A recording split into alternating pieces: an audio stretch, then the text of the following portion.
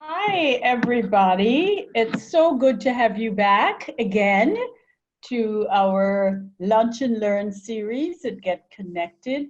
And we are delighted to be hosting you. I want to give you a couple of rules. We certainly want you to feel free to use social media and absolutely tweet and Facebook and LinkedIn, whatever works for you. We want you to do that. I want to thank my team, led ably by Mirav Avshai and Ariel Lee, and our wonderful technical guru of webinars and Zoom, Mr. Lars Eric Serin. So I want to thank everybody, and I want to also thank my fabulous partner in crime, Carol Roby, whom I have known for 3 decades when we were just 10. And she is an amazing, amazing woman when it comes to putting together modules for learning and doing all of the wonderful work that she has done over the years. And I am just delighted that she has agreed to join me today, because we know that everybody is feeling anxious, and we want to help you not panic, but pivot. And so I'm going to ask that after we have done, this is going to go on maybe for about 40, a little over 40 minutes. We'll have a Q&A section, and you are going to ask your questions in the Q&A chat. And on that note, I am going to just pivot to Carol. Thank you, Colette. Yes, 3 decades of doing extraordinary work. And, you know, as we started to put this together, we reflected on the conversations over the years that we've had and several of the crises that we've weathered in speaking with individuals, with leaders of teams, with CEOs and heads of enterprise. And, you know, long before the virus, the world was very complicated, right? With global ethics, with peace and conflict, with climate change, with vast inequities across a number of different lines, stress at work, at home, and at life. And in many ways, life looked like this. Lots of data and very complicated. And then the coronavirus hit, and this is what it looked like. And we were then dealt with an unprecedented pandemic and an event that would completely upend and change our lives forever. So it's no wonder that all of us and the world is feeling like our worlds have turned upside down. What was the normal is no longer the normal, and our new reality, which is a phrase Colette and I have been using, is coming. It's actually here, but you know, it is coming. It's right in front of us, and we'll be talking a lot more today about some implications to that and some things that you can do. Colette, do you want to talk a little bit about fight or flight? Sure. And, you know, Carol is absolutely right about our lives changing. There was pre-COVID, and now we're in the middle of the pandemic, and then there's going to be past COVID. And human nature, think about if you came home one evening, you had gone out for dinner, and you turned the corner, and there was the fire truck sitting outside your house, and it was on fire. Your natural instinct is to go into fight or flight, and to panic. And so today, what we want to help you to think about is, don't go into the flight mode. Flight is, you know, throwing your hands up, throwing in the towel, saying, I'm done, I don't know what to do. Part of what happens when we are in that flight mode is that we tend to just be paralyzed. You know, even though we are fleeing the circumstance, we are confused. We don't know what to do. And we want to encourage you to stay and fight. So have the flight, panic, pause, take a deep breath, and then pivot. And so we are at a very critical inflection moment in our work life. If you are a business person, your business life, in our country, in the world. This is unprecedented. And I know that word is overused, but it is an unprecedented moment. And we are going to talk about the 3 A's. What are the 3 A's that you need to come out of this pandemic and to do so successfully and in a way that is really about creating a new you? So adaptability, and we are undergoing the biggest work from home shift ever in history. And as Carol said, we have gone from business as usual to business unusual. And then the third A is agency. And what does that mean? Doing what matters, what it is that we need to do to move our lives to that next level and to make that shift. So let's jump into adaptability, the first A. As we've been saying, and all of us have experienced, there's never been a more seismic shift or event, at least in our time, that has required us to really pause and pivot on a number of fronts. They say that crisis is the mother of invention, and adaptability is right in the center of invention, of innovation, and of moving forward in crisis. So what is adaptability? What does it mean? A lot of people, when you think about adaptability, you think about flexibility, being able to kind of go with the flow, or maybe pull out some tools out of your tool bag that you've used and try something new and something different. And it is that. But more so, adaptability is about trying to do things that you have never done before. It's pulling out new tools. It's about learning new things. It requires learning. And it also requires letting go of things that just haven't worked in the past. And that's hard, which is all about unlearning. So adaptability is about learning. It's about unlearning. It's about leveraging, yes, tools that you have, but probably more importantly, it's pulling out new things and being open and willing to look at new opportunities, new tools, and leverage them moving forward. So I want to talk a little bit about 2 areas of adaptability for us to think about in our time together. One, as it relates to this experiment that Colette referenced, the biggest working from home experiment of all time. And the other is how we as individuals are showing up and how we are taking advantage of or not, and how we might want to look at ourselves moving forward. So the first around working remotely, this data is pre-virus. We're just collecting data en masse because we're in the middle of it about how this will change. But I wanted to share this with you because much of the categories are remaining the same. It's the percentages that are changing. So unplugging after work, for those of us that had worked from home before, was always a challenge. Now what I'm hearing and talking with leaders at all levels and individuals is they're sitting in their seats at sunup and certainly well past sundown, and they're busier than ever and have to then transition into home life, not necessarily after work life. It's happening interchangeably. And there's a real struggle with finding a balance. The second, and the one we're really watching and concerns many of us, is around loneliness. And those that have worked from home have always cited feeling isolated. Those numbers are increasing drastically as a result of this crisis. Loneliness, isolation, people not reaching out has become a #1 factor in people working remotely.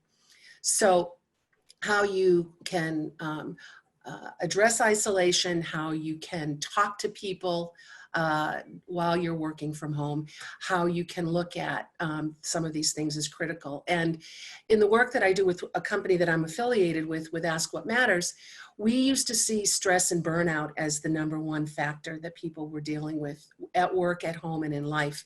And we're now seeing anxiety and depression move into a #1 spot. So we got to keep an eye on that. As it relates to who we are as individuals, and we'll talk about agency in a moment about what to do about that, but this chart represents the shifts in our identity. And this has been happening over time. And the question around our identity is, how is this going to inform our future, and how do we need to adapt? So this is organized in 3 ways, and as who we are, which is how we actually define ourselves. So as an example, we know that we've moved from already a white majority to a white minority. Our kindergarten aged children are now, there's a white minority in that population. Gender identity has moved from being fixed and binary to gender fluid, and we're seeing implications of that in the current census and in looking at tracking people differently. It's also organized by what we do or how we express ourselves on a number of factors, and where we're from, or more importantly, where do we belong? So these shifts are making it really difficult for some to think about adapting. And it's making adapting very difficult. In a recent webinar that I was on, in an anonymous poll, people disclosed that these shifts made them uncomfortable, and they didn't know where they fit, they didn't know where they belong, or they didn't know how to act appropriately and how to adapt. And so we need to think about this as our new reality and the opportunity to leverage these characteristics as we move into the new reality. So what to do? And this is how we're going to look at all 3 A's. So the first is, as it relates to adaptability, focusing on resilience. Resilience is the ability to recover quickly in a crisis, or when there's a difficult time in front of you. And so your opportunity here is to ask yourself how you've been managing, how you've been coping, how have you been taking care of yourself, and asking yourself, are you doing what matters most for yourself and for your team and for others? The second is around inequities. We talked about the shifts, and this is about how you're leveraging the uniqueness of those around you and how you're showing up in sharing your own uniqueness with your world. So as a leader, asking yourself how this crisis potentially has shined the light on the individuals on your team, what strengths they may now be bringing to the team and to the organization given the situation that we're all in, and ask yourself how you're seeing people differently and how you can leverage that moving forward. And then the last and really interesting area for me in my work is around leader engagement. And this is about keeping yourself in check. So how are you looking at who you are and how you're managing and leading, and appropriately shifting and being adaptable? So lots of examples around that, but one in particular that I've been seeing is leaders are leaning in. They're leaning into their teams by having daily huddles, by leaning into work performance and work schedules and outcomes, and meeting with individuals much more frequently, which the times call for. However, in the new reality, micromanaging, as some might call that, will not be appropriate, would not be appropriate. So you, in this time of crisis, your job is to check in with yourself as a leader and to make sure that you're doing the right things for yourself and for your team. Colette, do you want to talk a little bit about agility? Absolutely. So, as you guys know, I am really in the whole aspect of public relations and media. And I always think of agility as, we said, business, not as usual, but unusual. And that is, in the midst of adversity, there is always opportunity. And Mark Peretsky, who is a PR strategist and writer, says that every business, every client, every consumer has been impacted by COVID-19. There is really no aspect of our lives that have not been touched. And truly, our lifestyles have changed, our perspectives have been transformed literally overnight. Think about where you were 6 weeks from now and where you are now. And it is really, at this point, it's about courage to shift. Nelson Mandela said that he has learned that courage was not the absence of fear, but the triumph over it. And the brave man is not the one who don't feel afraid, but the one who conquers his fear. And that is really what agility is. It's about how do we take that fear, how do we transform it, and is the message and the brand that we came into, whether we're a company or an individual, your personal brand, is that brand going to be the same as it will be when we exit COVID? And these are the things that we need to be looking at when we are, in order to be agile. So here's what agility looks like in action. 90% of business executives believe that organizational agility is critical to business success. And really, what does that mean? It means that we have to grow our bottom line. We have to be faster. We have to think on our feet, literally, and we have to try and keep business going. Agile leaders are able to both become systems manager and facilitative managers or leaders.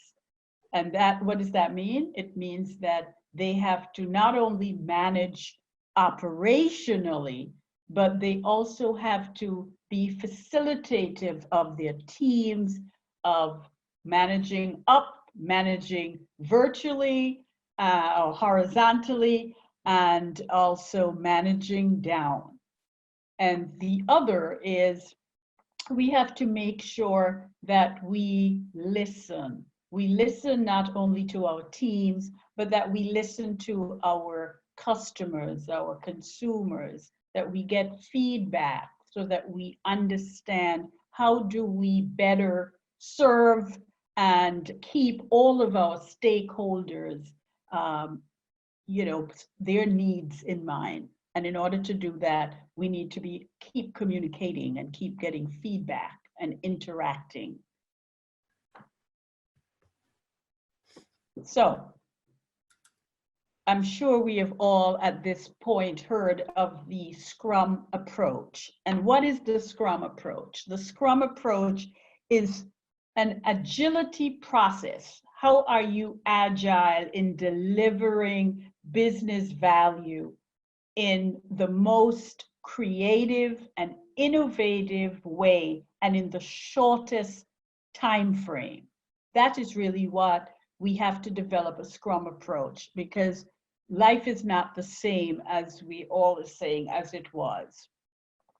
The other is both individually and as a business, we need to be calling on our wise counsel, our ideas board of directors, your mentors, your sponsors, your wise men and women who can really help you think about how you are gonna be even more agile.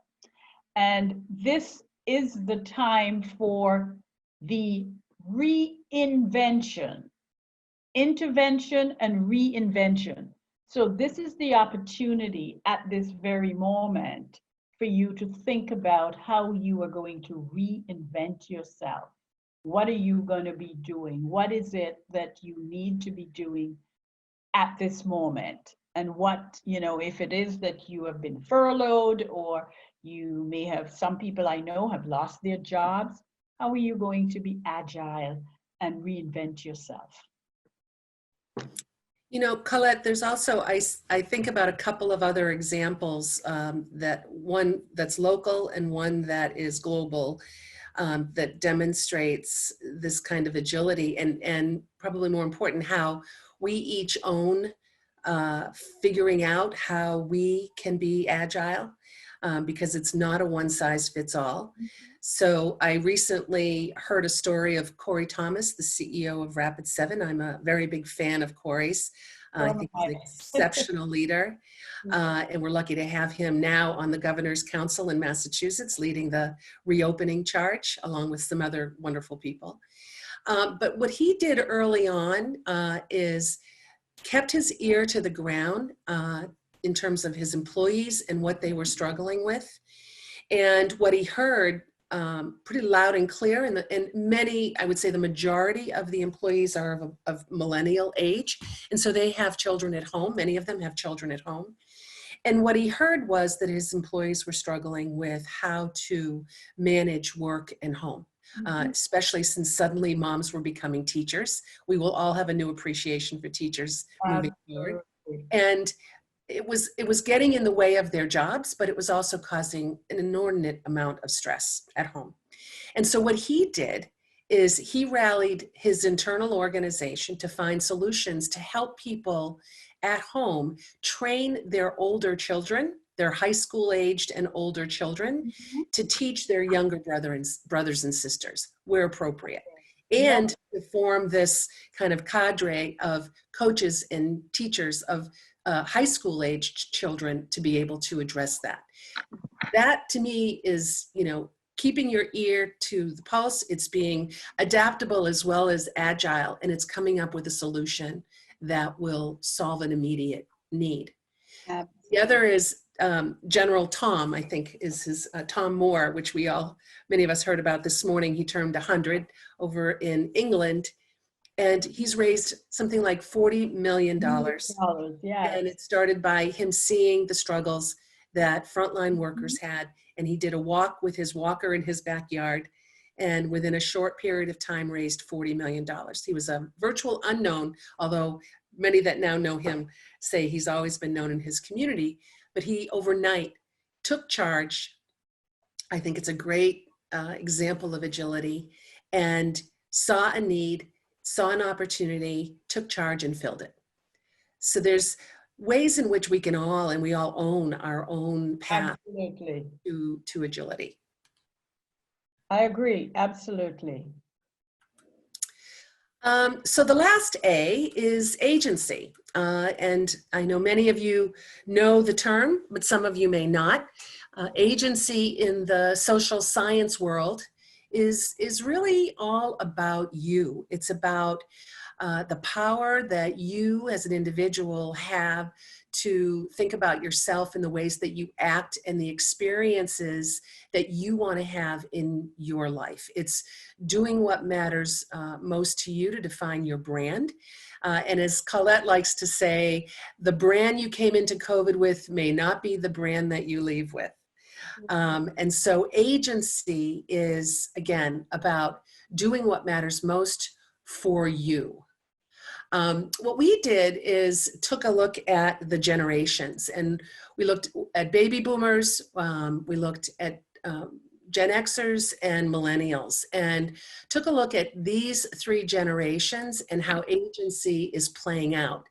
The first, the baby boomers, I happen to know a little bit about, being one. As it relates to how we're addressing our time at work as boomers, we are the moral compass. Boomers need to set direction. They need to, from a company perspective, help the organizations make tough decisions and set the moral compass for the path forward, and support what's going to be happening in the coming months ahead, weeks and months ahead. They need to create language around their culture and their climate that is the right language, strong leadership language. And then they need to get out of the way. They need to get out of the way to let the Gen X population come in and do the job that they've been meant to do. We'll talk about that in a minute. As it relates to boomers at home, boomers have experienced and will experience the highest level of adoption of technology of all time, or at least to this date. Being the more hesitant to adopt to technology as a result of being at home, staying at home, although some boomers have been accused of not staying at home. We as boomers are leveraging technology in new and different ways, and there's no turning back with engaging our friends, our communities, our families. And so there's a much higher level of adoption of technology, and we're finding ways to leverage it across the board. As it relates to Gen Xers, as I mentioned, this group of people are feeling that this is their time. They have been called to action. This is a time in which they've been preparing for. They're in midlife, many, and many are reaching high points in their careers.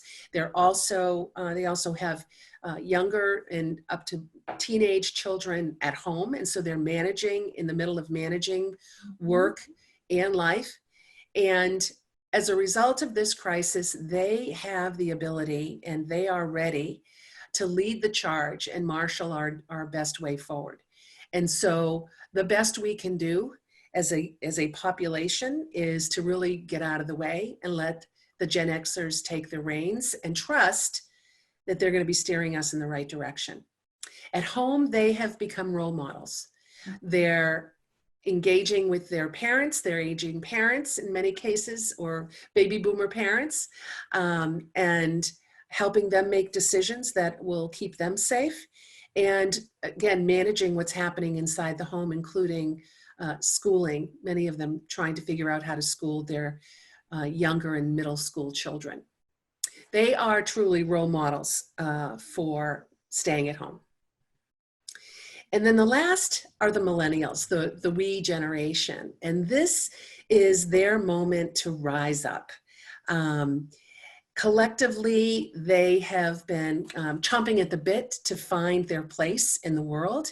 And this is it. This is their opportunity to execute on much of what the Gen X population will be doing, and to have a real active role and play an active role, not only in the what, but the how we move forward, and to address wholeheartedly those challenges and differences that we talked about a little bit earlier. At home, the millennials are staying inside. They're urging their parents to do the same. They're coming home to the roost. I've talked to many families where their millennial children have come back home during this time. And their behaviors are changing more radically and rapidly than any other generation, as they are kind of moving now into that role of participating more so than they ever have before. So what to do? Again, baby boomers, we're going to be leading everyone out of darkness. Gen Xers are marshaling resources to lead the troops, and millennials are responding to the boomers' call for sacrifice, and they are going to exceed our wildest hopes. Colette? Oh. Well, if I could add just a little, I think there is a lot of between the intergenerational connection between millennials and boomers. I think that millennials could learn a lot from boomers, and boomers can learn to be more technologically savvy and you know, sort of, you know, move forward with the help of our millennial mentees and friends. I know many of them are helping me to become more savvy social media and technology.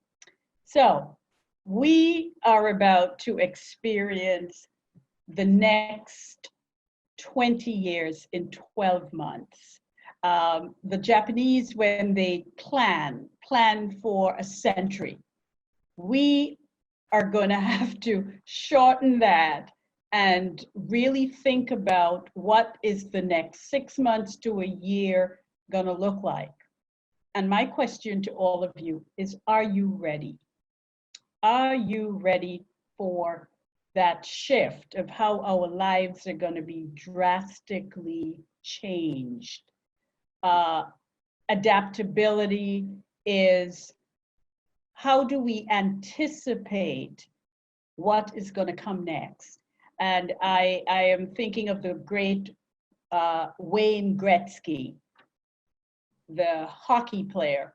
When they ask him, how is it that you always know where the puck is going to be so you could get there and block it from making a goal? He says, because I watch the player, I see where he is going to strike, and then I think, where is the puck going to end up?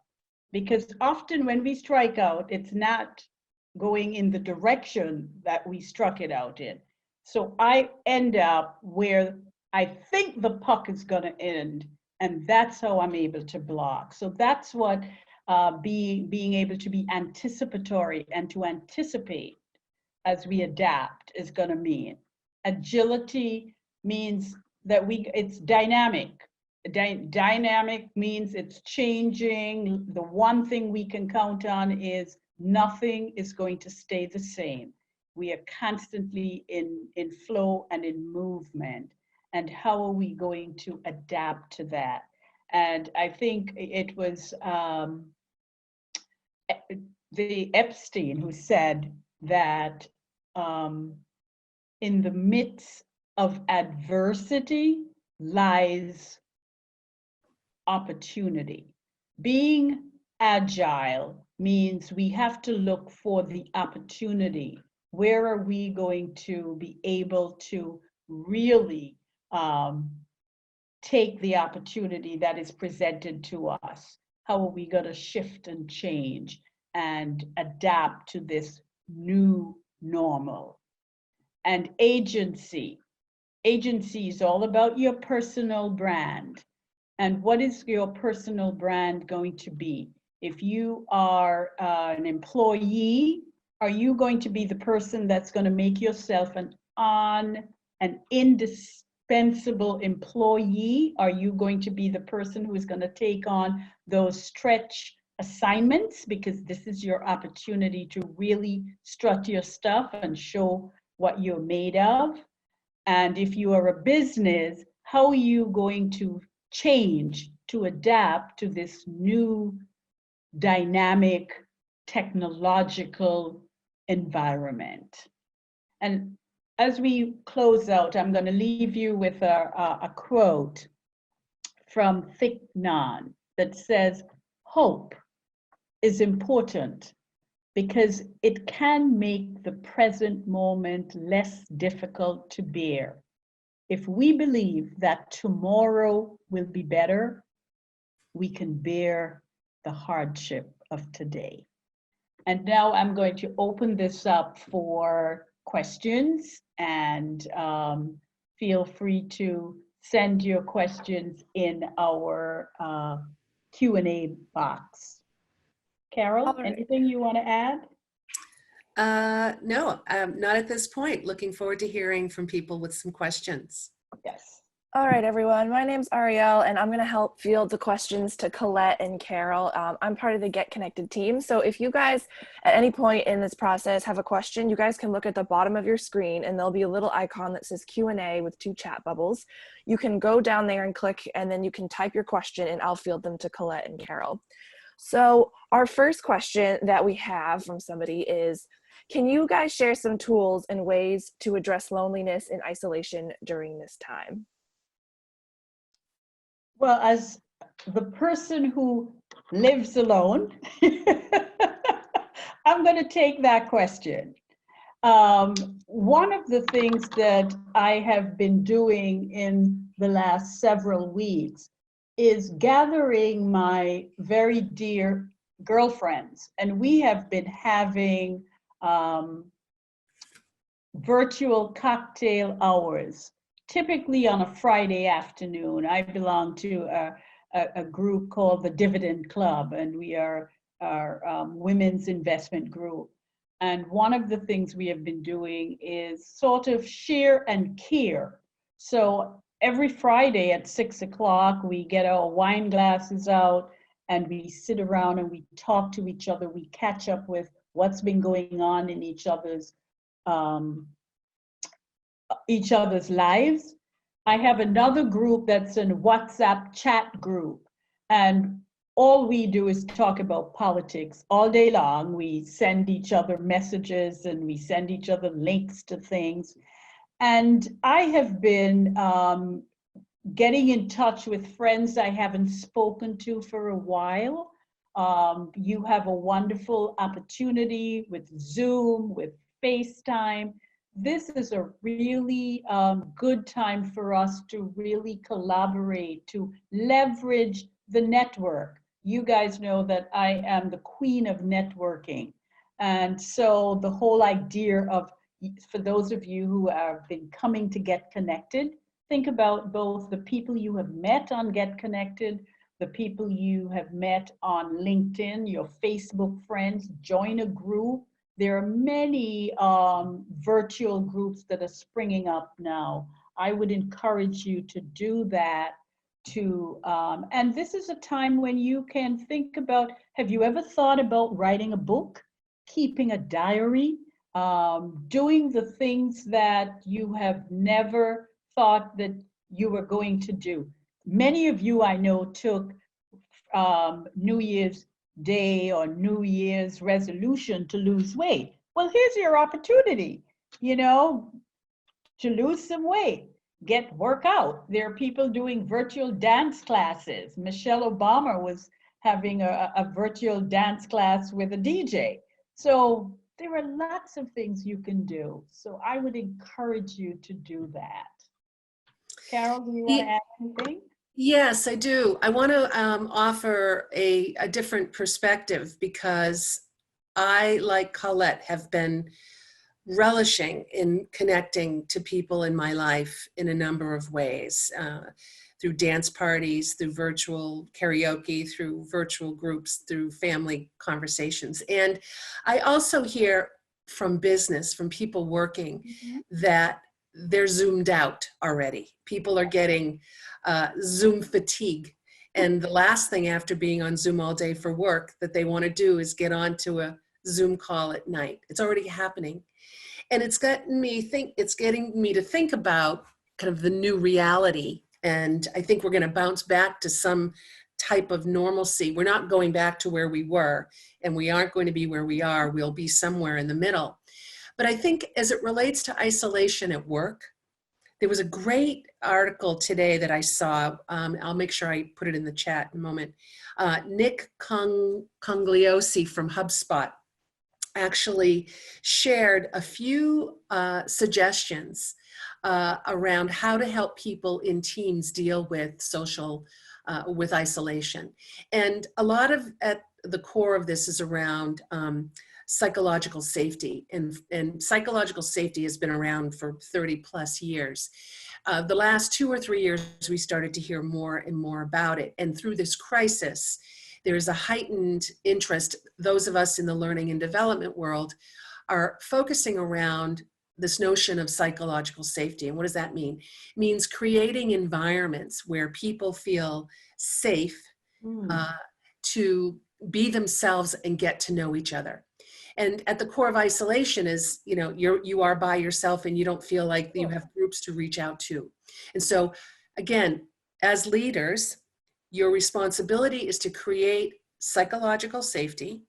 And within that, there are some very tactical things that you can do. So I'm going to just share 2 or 3 of them, but I will definitely direct you all to a much more thorough list from Nick. Things like share a meal. And it's hard to eat when you're on Zoom, so you got to pick the right kind of food if you're going to share a meal with your colleagues.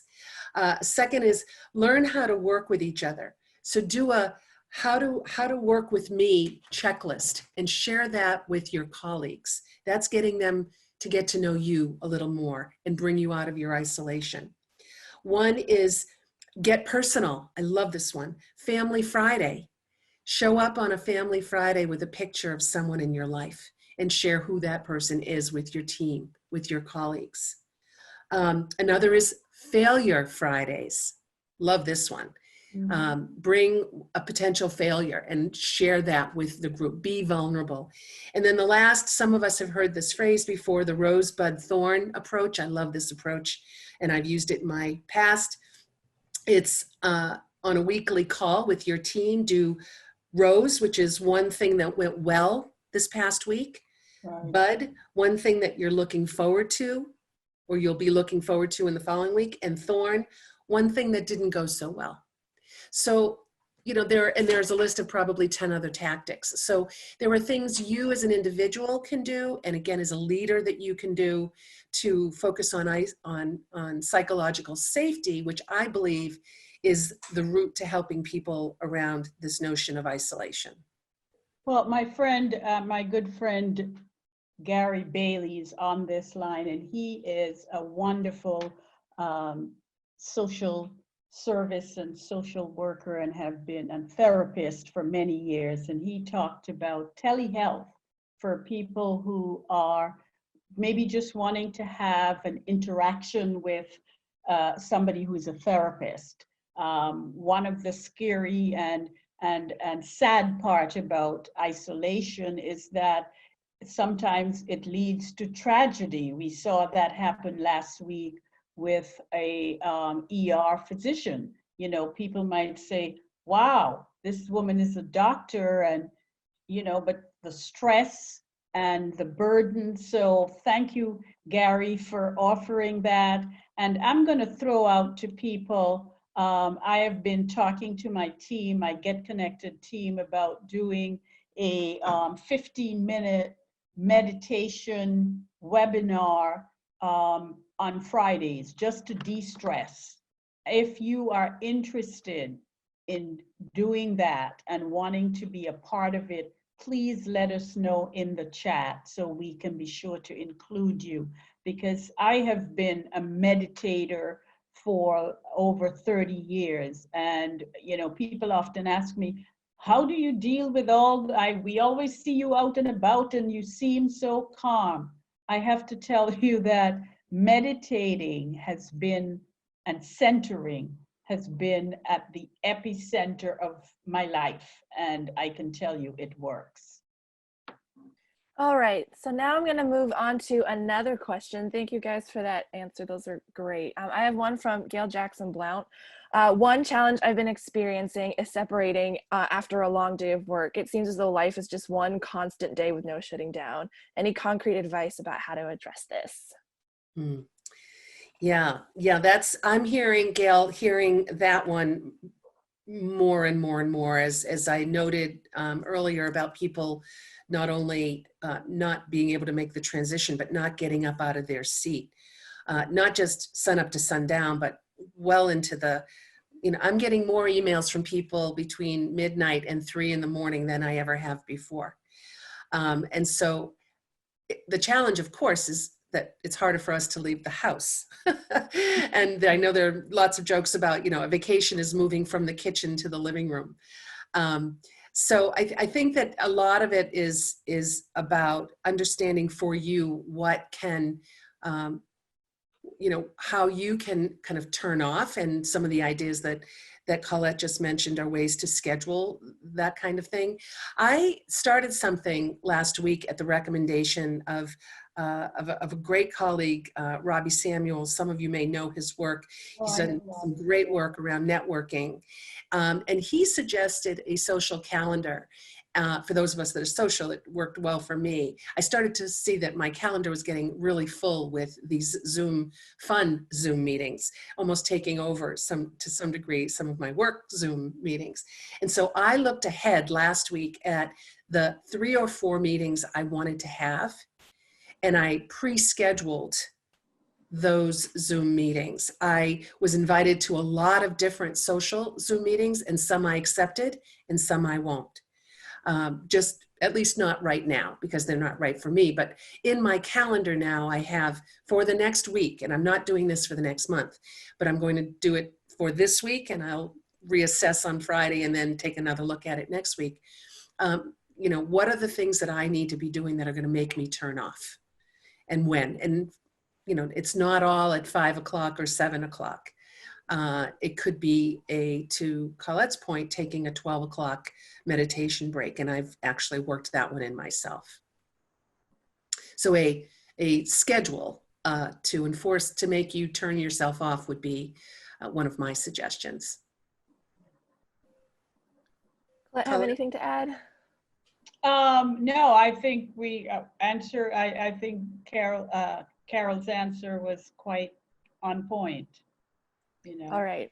So I have another question from Ann Nathan. And Ann asks, during this time, what resources do you guys suggest for building our personal brand, especially during the age of COVID-19? Well, Anne, I am wondering if do you have a blog? Have you thought about writing something that you are passionate about? That is something that you can do. I actually 2 weeks ago I decided I was going to write a piece about diversity, equity, and inclusion, because that's something I'm passionate about. Everybody who knows me know that. And to really encourage the business community, because often when you have an economic downturn or a crisis, then diversity, equity, and inclusion gets put off the table and is often, you know, not a priority anymore. And so I wrote this piece, and I invited 2 other individuals to join me as co-authors of this, and we submitted it to the Boston Business Journal. And I have begun again to journal and to keep track of things that that I haven't gotten to, or challenges that I am seeing in my own life, and things I'm discovering about myself, you know, my self-discovery. So these are all things that I would recommend for your personal brand. Certainly an op-ed piece, a blog, because there is so much going on now with technology. Here is something that Carol and I are doing. I would say find organizations that are doing this kind of webinar, and if you are an expert in a particular field, this would be the opportunity and the time for you to really showcase that talent. So anything, Carol, that you... Yeah. I love that. And if I would call that the brand with a capital B, let me talk a little bit about maybe brand with a small b. And Yes. As you have gotten the sense, my work focuses in teams and in organizations and in developing capability for individuals and those that lead them. And I think now we've got such an amazing opportunity to reinvent ourselves. Yes. For those of us that have been marginalized, either women on teams, people of color, people of different sexuality, from the list that I shared earlier.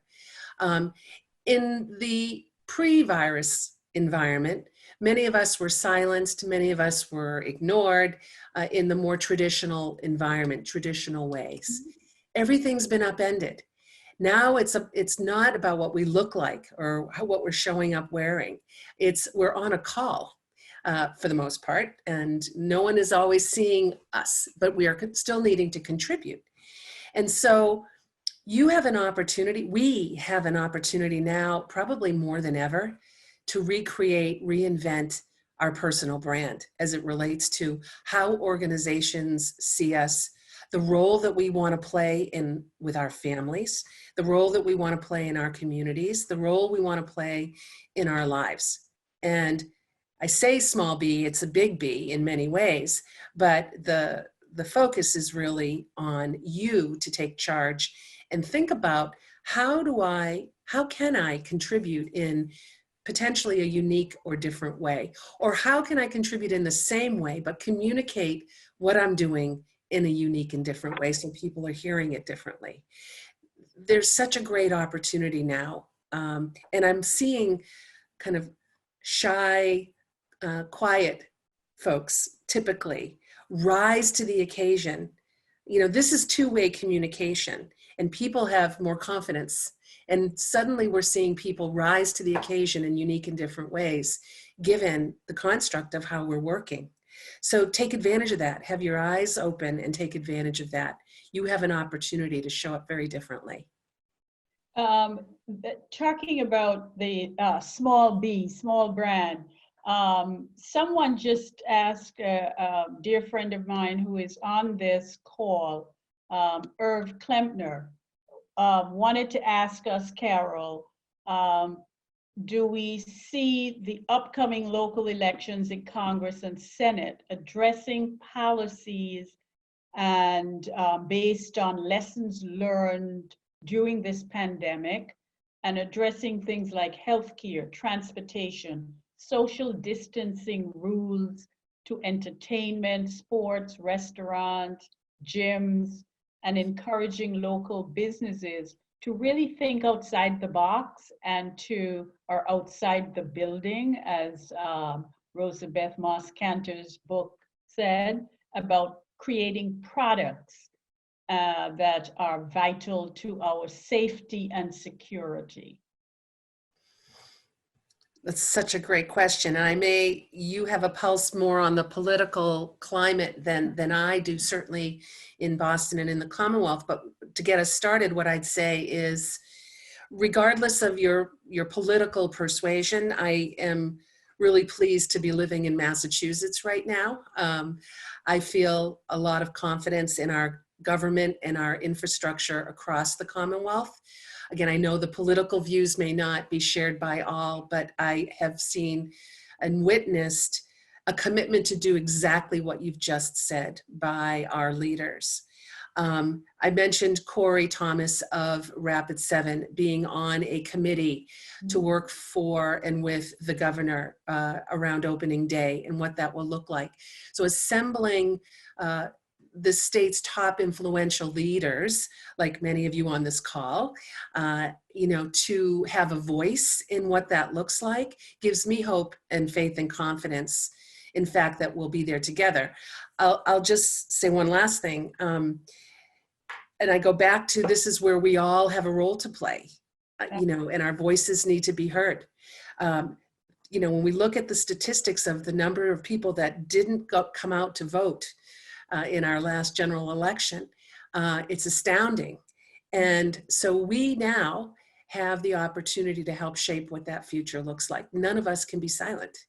And it's our job to be a part of the solution, not sit back and wait for others to do it for us. Well, I absolutely couldn't agree with you more, Carol. I think this is a moment, and we have to take this moment and turn it into a movement. I think this is an opportunity, talking about feedback and listening to what voters have to say. I think if we can get the leaders, the political leaders in Congress, to understand that the smartest people in the room are not the people in the room they're in, but those of us who are out here, and they need to be able to find ways to engage and hear. We have the solution. People out in the atmosphere have the solution, and very smart solution to a lot of the problems we have. and none of us can sit this out. I would say that I have a sense of hope when I saw people in Wisconsin willing to stand in line with their masks on for hours on end. It told me that something had changed, that people truly wanted to make sure their voices were heard and that their votes counted. So we have to sort of get mobilized and, don't boo, vote, and don't criticize, activate, get out there and do what you need to do to make sure that we are all heard and our voices are heard. And I think, this is a time also for innovation. And I think that out of this, a lot of new products are going to be created. A lot of new companies are going to arise because, in the midst of adversity, there's always opportunity. And the people who are willing to innovate and to think outside the building are the people that are going to survive. And those who are willing to adapt, to be agile, and to have agency are the ones that are going to move forward and really ride this out and come out at the end of the tunnel with if not a pot of gold, at least a bright rainbow. So I think we are now winding down. So maybe we have time for one more question, and then we should let you know that we are starting next month. We are going to have our CEO C-suite mentors. And I'm going to put my friend Irv on the spot because he's a former senior executive at Gillette, a C-suiter who is now retired. Maybe we can get him, Mirav, as one of our CEO mentors, because he has always been a great mentor to me, and I would like to share him with the network. So Irv, you're on, whether you like it or not. We have you committed. I'm committing you. And we have on Monday, we are going to have Congressman Joe Kennedy, who has been a strong supporter of Get Konnected even before he was elected. He was very engaged and involved with Get Konnected. And whenever he's in town and can come, he always shows up. So I want you to mark that on your calendar for Monday at 12:30. He's going to kick off our master class and will be online. And next month will be Mentor Month. May is Mentor Month. So please, we're going to have mentors every week for the 4 weeks of May. Yep, so both the registration links to those two events are in the chat right now. So if any of you guys want to look at that or register for those, you can go into the chat, click those links and register for those webinar. So as we close, I'm going to ask you guys one final question and then we can close out. And the final question is, and we've been talking a lot about adaptability, agility, and resilience today. So what would you guys like to say to the kind of people who maybe struggle with adaptability? If they're not the kind of person who's easily can take that on, what can they do? Great question. Well, so the first thing that comes to my mind is what we were talking about regarding the generations. Millennials can learn so much from the baby boomers. Gen Xers have a lot of wisdom to impart both ways to boomers and to millennials. And so I think,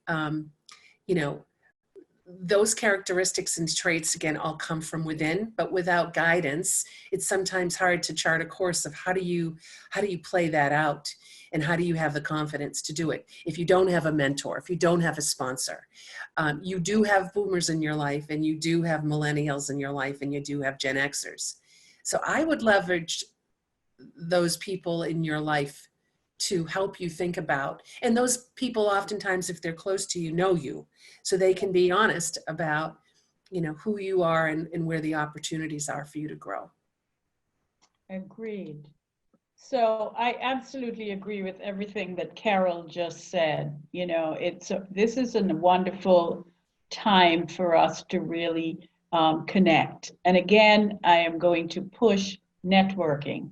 Your network is your net worth. And this is the time for you to leverage your network, because at the end of the day, the people that you surround yourself with, the people who are in your circle, the wind beneath your wings, they're the people who are going to tell you the truth, whether you want to hear it or not, at least the friends in my network. So you want to make sure that you stay connected. They will help you with your adaptability, your agility, and your agency. So trust your friends. And on that note, I want to say a big thank you to my amazing team who makes me look good all the time. And to thank you all, Ariel, Mirav, and Lars, Eric. Thank you for your work behind the scenes. And Carol, my dearest, dearest, dearest friend. I have lots of suggestions there from our friend Gail Jackson. She said, we need to take this show on the road. And we are going to, actually, Gail, because Yes. we think more people need to hear this. And I see Danella Clark is on. Danella, hi. Good to see you. You were on the other night. And I see all my regular people who have thrown questions in and have asked. So please keep coming back to Get Konnected and stay connected. Part of why we have sort of jazzed this up and made this possible for everybody. It's because we want to keep you connected, not because we want to put you on Zoom more and more and more, but this is a great place to come and be connected, and you can meet people in the chat, get their names, get their contact information, and make it all about networking. And I want to thank you all again for joining us, and stay connected, be agile, adapt, and Have agency. Thank you, everybody. Have a great day. You too.